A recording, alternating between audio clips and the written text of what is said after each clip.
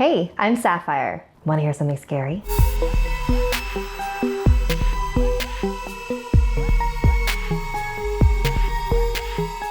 Our next story comes from Jeannie, whose daughter has a very interesting friend. Jeannie and her daughter, Azura, used to live in Brazil with the rest of their extended family. Azura was a bright little girl who was always happy and energetic and had no trouble making friends. But when she turned 7, something changed. She was no longer interested in playing with her friends and became cold and distant to everyone, including her mother. Azura would curl up in her bedroom alone, and Jeannie would overhear her talking to herself for hours. Jeannie thought Azura might be going through a phase and invented an imaginary friend for herself. But Azura's grandmother thought otherwise. That's because one night, Azura's grandmother walked by the bedroom where Azura was talking to herself. She stopped in the doorway and looked into the room and screamed. Azura turned and hissed at her grandma like a rabid animal and crouched on all fours, growling deeply. Her grandmother ran out of the room and locked the door from the outside. "Jeannie, you have to call the priest now. There is a demon in this house."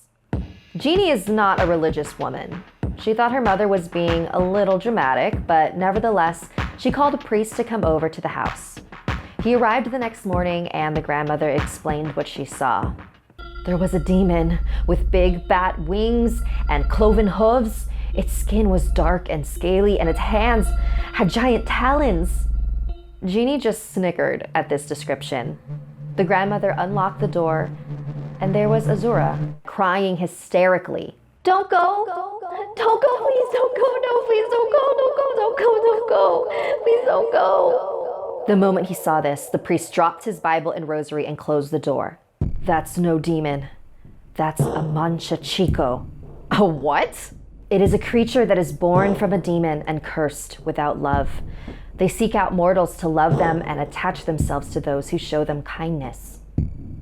Jeannie laughed. This was absolutely ridiculous. When they fall in love with a human, they truly care for them and keep them safe, but for a price. In return for their devotion, the Manchachicoj will gain possession of the human soul in the afterlife. We have to save her. The priest re-entered the bedroom and said a prayer.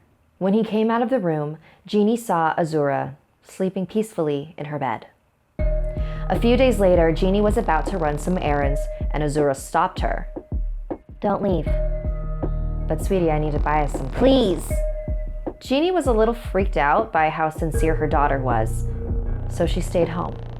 Later that day, when they were watching the news, they learned that there was an active shooter at the nearby mall, the mall that Jeannie was going to go to. "Why did you make me stay home?" Cheliso told me to tell you.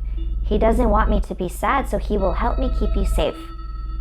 There were multiple instances like this when Azura would tell her mother to avoid a certain area, only to later discover that it could have saved her life.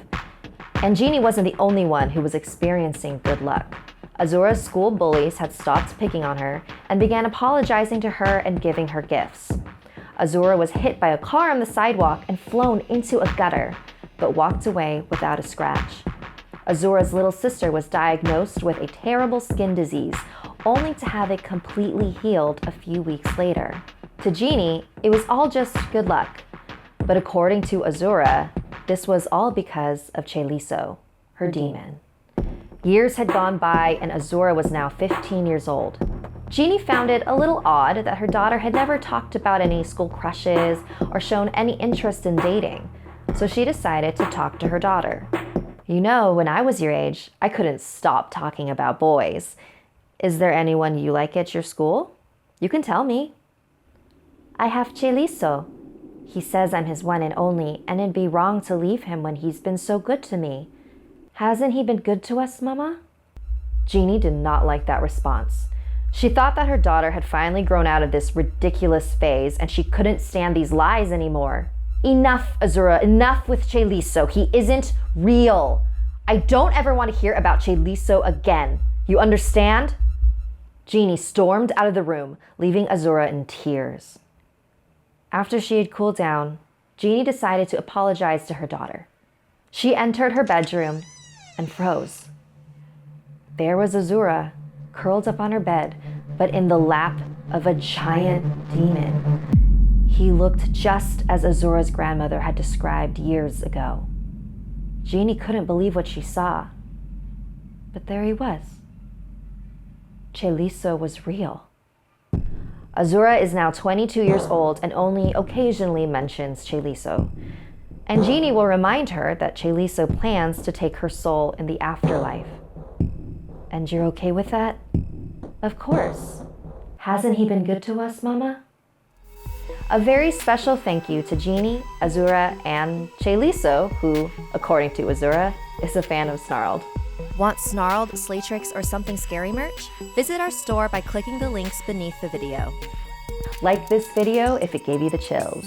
And don't forget to subscribe to Snarled and our gaming channel, Slaytrix. Snarled and Slaytrix are partnered with Discord, a chat room that lets us talk to you, the audience, and play games with you.